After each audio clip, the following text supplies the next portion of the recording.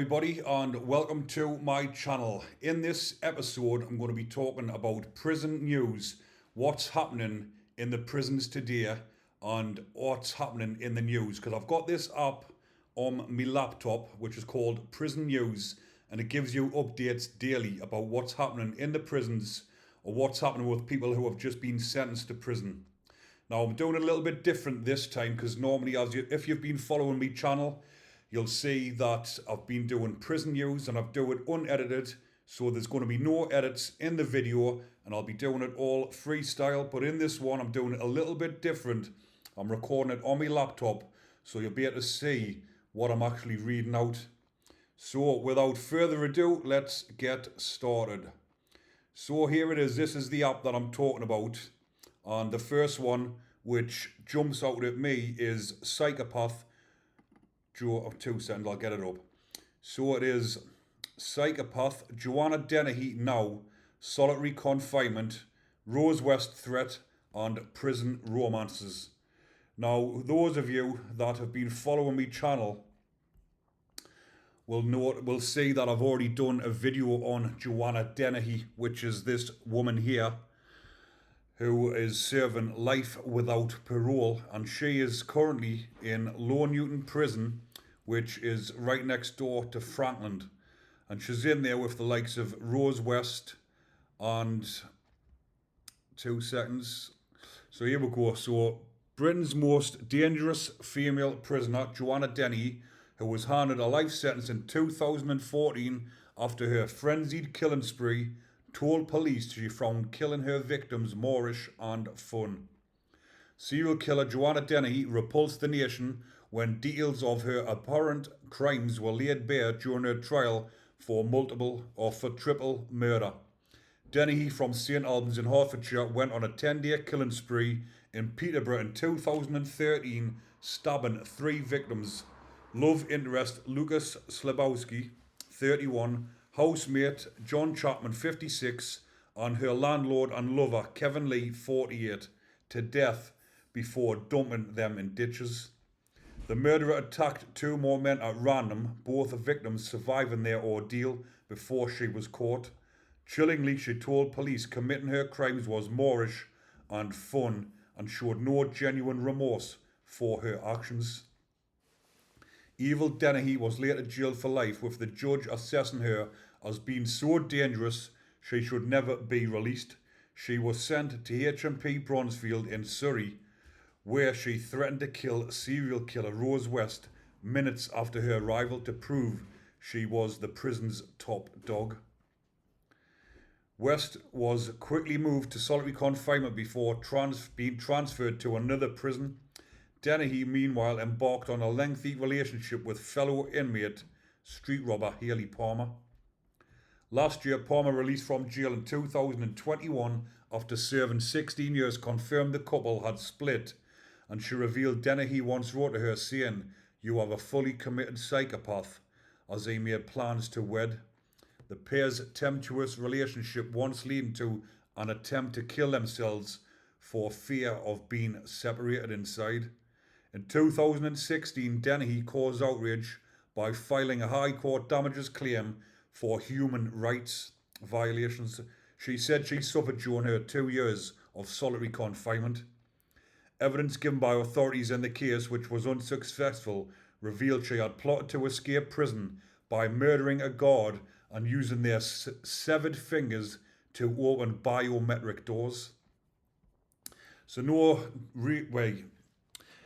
it goes without saying, spending 2 years in solitary confinement for something like this. I mean, she's in jail for life without parole. In her eyes, like a lot of the other ones that I've covered on my channel, who are serving life without parole, have got nothing to lose in their eyes, because if they do another attack in prison, they can't get any time added on. So that is why these sort of threats cannot be taken lightly, because obviously if she's threatening to escape, or trying to escape rather, and saying she'll cut one of the prison guards' fingers off to use it on the biometrics to get out the doors, just goes to show what sort of lengths that she will go to.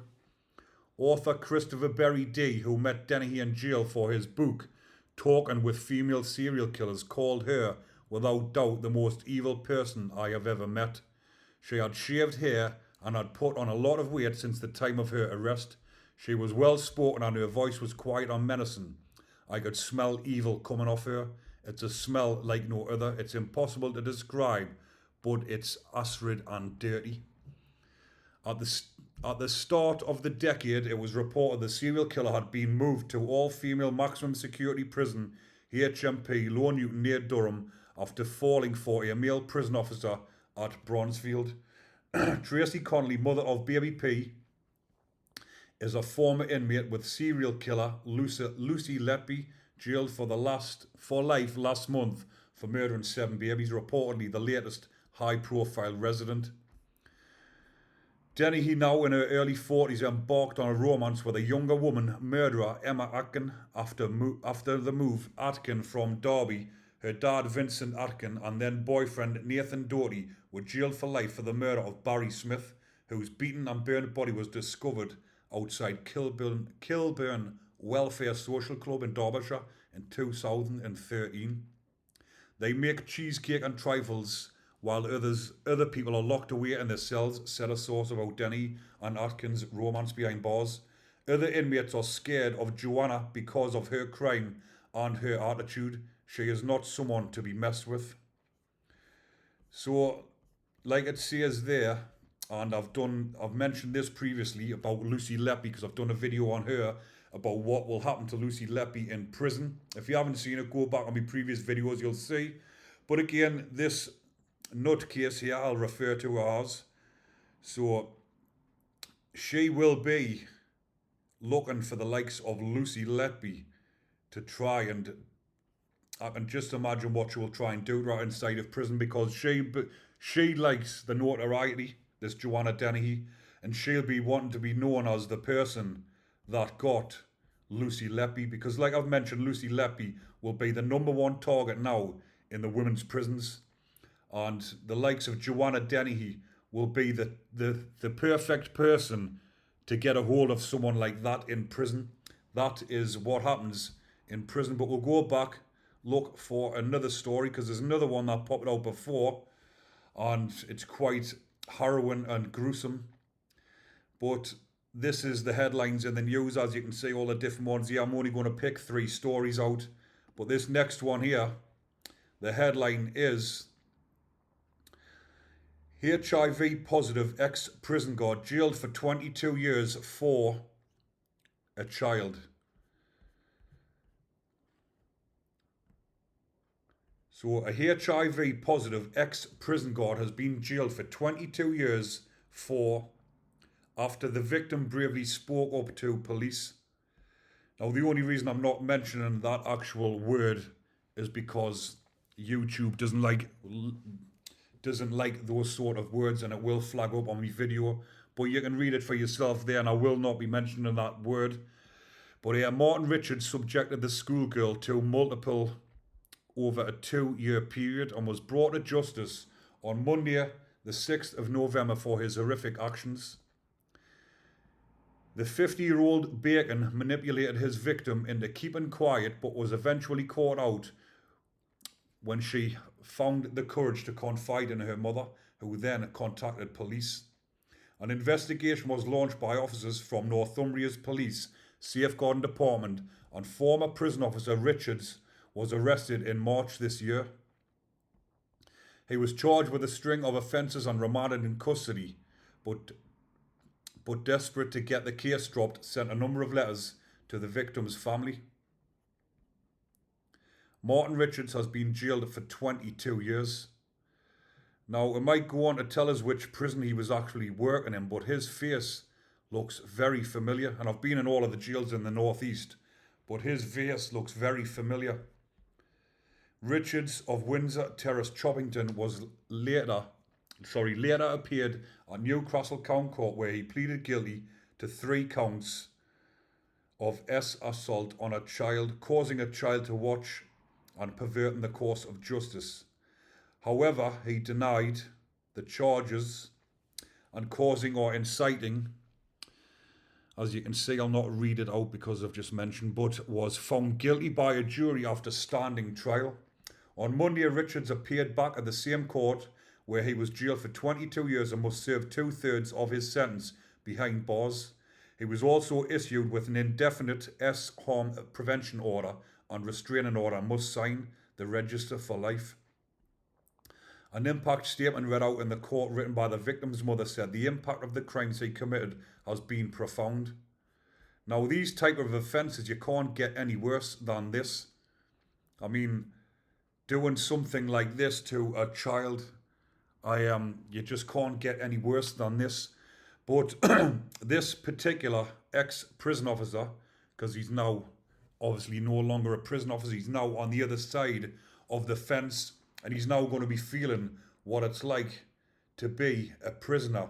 But not only that, he'll be put on the VP wing, which is the vulnerable prisoner wing, because with him being an ex-prison guard, depending on what type of prison guard he was, prison guards are going to become under attack if they come into prison.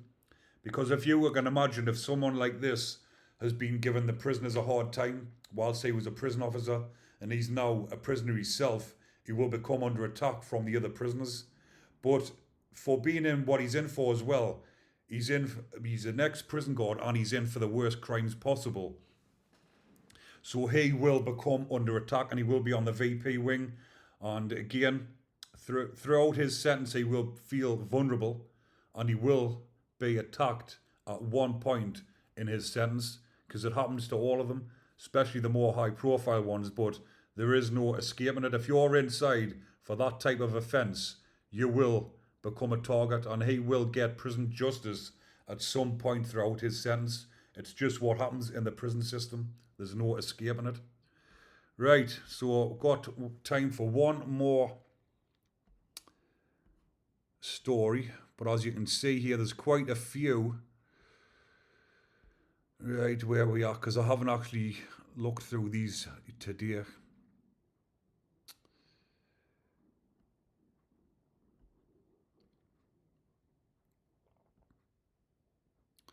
Right, this one stands out to me. Now, I don't know if any of you have seen the film Dahmer. If you haven't, not the film, sorry, the series. If you haven't already seen it, go over onto Netflix and have a look at it. It's disturbing, but it's very interesting. It is a good series. So, serial killer Jeffrey Dahmer's haunting last words before being beaten to death by inmate. For a man who committed some of the most gruesome murders in history, American serial killer Jeffrey Dahmer had very little to give up in the way of a final statement before meeting his own brutal end. Serial killer Jeffrey Dahmer was beaten to death by a fellow prison inmate after he killed and dismembered 17 males between 1978 and 1991. Also known as the Milwaukee Cannibal or the Milwaukee Monster, many of his murders involved necrophilia, cannibalism, and hoarding body parts. After arriving at Columbia Correctional Institution in Portage, Wisconsin, Dahmer began studying the Bible and claimed he was a born-again Christian. In the months before he died, Dahmer had questioned whether he was sinning against God by staying alive. In an interview with Stone Phillips on Dateline NBC in 1994, Dahmer said, "If a person doesn't think that there is a God to be accountable to, then what's the point of trying to modify your behaviour to keep within acceptable ranges? That's how I thought anyway." Now, as you can see there's a video on YouTube.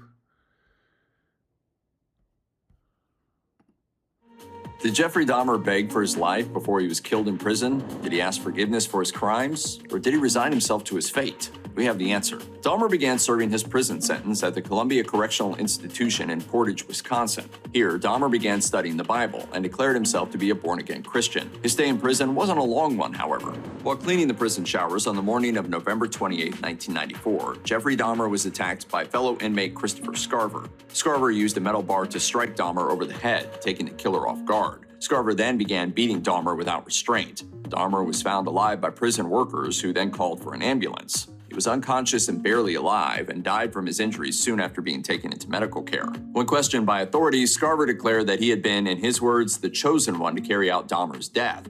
Scarver also revealed to authorities the chilling details of Dahmer's murder. After striking Dahmer with the metal bar, Scarver reported that Dahmer stated, "I don't care if I live or die. Go ahead and kill me." So on the day of his death, instead of begging for his life or trying to ask for forgiveness for his gruesome crimes, he told killer Christopher Scarver, after being hit the first time with a metal bar, "I don't care if I live or die. Go ahead and kill me." Although he was diagnosed with borderline personality disorders and a psychotic illness, Dahmer was determined to be legally sane at trial.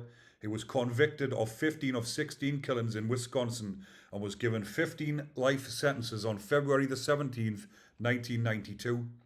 Dahmer was later sentenced to a further life term for a murder he committed in Ohio in 1978. He was attacked on November 28th, 1994 after leaving his cell for work duty with fellow inmates Jess, Anderson and Scarver. The trio were given the job of cleaning the showers in the prison gym.